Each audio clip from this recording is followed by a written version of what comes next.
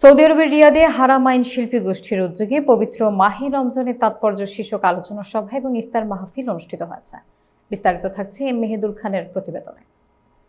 শাহাদাত আল মাহাদির সঞ্চালনায় শায়েক আব্দুল আলিম মেহেদির সভাপতিত্বে মাহফিলে প্রধান অতিথি ছিলেন ডিএমসি গ্রুপের এমডি আব্দুল্লাহ আল মামুন। বিশেষ অতিথি ছিলেন দারুল আরকাম হাফিজিয়া মাদ্রাসার প্রতিষ্ঠাতা এবং পরিচালক মাওলানা হামিমুল ইসলাম।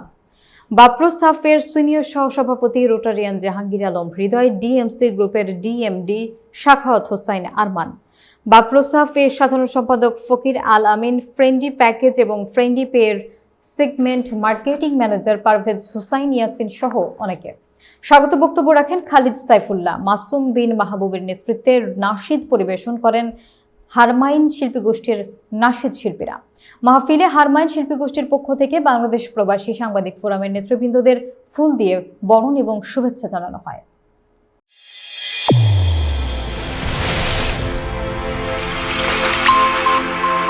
চ্যানেল A1 হৃদয়ের স্পন্দন।